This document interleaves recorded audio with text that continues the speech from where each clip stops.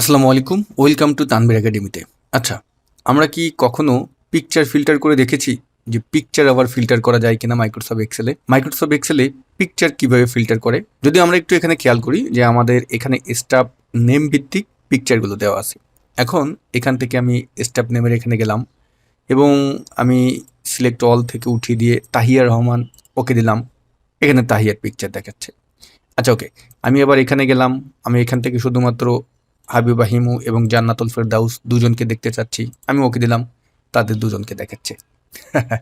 এই picture filter আবার Microsoft এক্সেলে কিভাবে করা যায়? হয়তোবা এটা আমরা অনেকেই জানি না।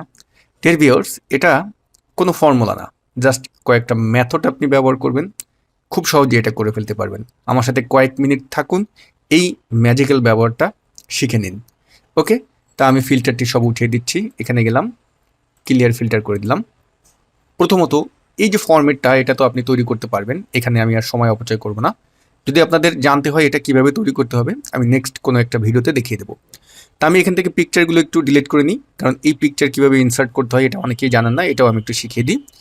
আমি যে কোনো একটা পিকচার সিলেক্ট করলাম, আর কিবোর্ড থেকে control shift space button press করলে সব পিকচারগুলো অর্থাৎ অবজেক্টগুলো আপনার সিলেক্ট হয়ে যাবে। এখন আপনি ডিলিট করে দেন। তা এখানে এই ফরম্যাটটা এভাবে তৈরি করার পরে আমি ফিল্টারটা উঠিয়ে দিই। আপনি অবশ্যই রোগুলোর মাপটা একটু বড় করে নেবেন।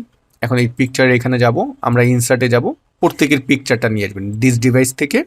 এখান থেকে ধরুন আমি যে এই যে তাহিয়া, তার পিকচারটি নিয়ে আসলাম, নিয়ে আমি এটাকে রোটেট একটু ছোটো করে নিচ্ছি।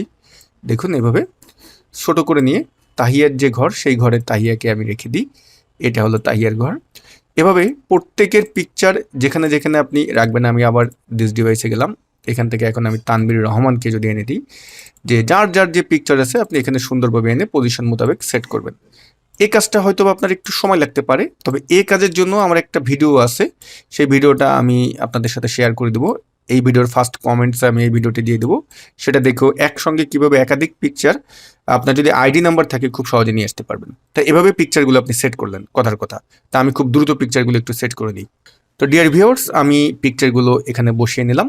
এখন পিকচার সেট করার পরে যে কাজটি করব, আমরা উপরে হেডারটা সিলেক্ট করে ডেটা মেনু থেকে এটাকে ফিল্টার করে দিলাম। এখন যদি দেখুন, আমি এই যে পিকচারগুলো আছে এগুলোকে আগে আমার সিলেক্ট করতে হবে, কারণ এটার ভিতরে কিছু কাজ আছে। এই কাজটা না করলে আপনি একটা সিলেক্ট করলে দেখবেন যে একটার ঘাড়ের উপরে আরেকটা উঠে যাবে। তা আমরা আবার পিকচারগুলো একসঙ্গে সিলেক্ট করি। কিভাবে করবেন? যে কোনো একটা পিকচার সিলেক্ট করে control shift space button press করবেন, সব পিকচার সিলেক্ট হয়ে গেল। যে কোনো একটা পিকচারের উপর গিয়ে রাইট বাটন ক্লিক করবেন এবং ফরম্যাট অবজেক্ট আছে এটাই ক্লিক দিবেন। আর এই জায়গাটায় দেখবেন যে এই যে 3 নম্বর অপশনটা, এটাই ক্লিক দিবেন। এটাই ক্লিক দিয়ে আমাদের স্বাভাবিকভাবে থাকবে হলো, আমাদের স্বাভাবিকভাবে এই 3টা যদি দেখেন এখানে আপনার এটাই ক্লিক দেওয়া থাকতে পারে। তা আপনি যেটা করবেন, আমরা এই প্রথম যেটা আছে এটাই সিলেক্ট করব, move and size with cells, এটাই আপনি সিলেক্ট করবেন। খেয়াল রাখবেন এটাই। ওকে, আমরা এটা সিলেক্ট দিলাম। দিয়ে এখন দেখুন, আমি যদি এই ফিল্টারের এখান থেকে যাকে দেখতে চান, আমি জান্নাতুল ফেরদাউস দিলাম, চলে আসলো। আমি এখান থেকে তার সাথে তানভীর রহমানকে দেখব, চলে আসলো। এবার আমি যদি তার সাথে তাহিয়া এবং তানিশা রহমান দেখি, দেখুন চলে আসলো। এটা হলো আমার পরিবার, এটাও আপনাদেরকে জানিয়ে দিলাম। তো ডিয়ার ভিউয়ার্স, ভিডিওটি যদি আপনি ফেসবুকে দেখে থাকেন, লাইক করতে ভুলবেন না। আর আপনার বন্ধুদেরকে জানিয়ে দেওয়ার জন্য অবশ্যই প্লিজ শেয়ার করবেন। আর যদি ইউটিউব চ্যানেলে দেখে থাকেন, আমার চ্যানেলে যদি আপনি নতুন হয়ে থাকেন, হিট দ্য সাবস্ক্রাইব বাটন। সবাই ভালো থাকবেন। আল্লাহ হাফেজ।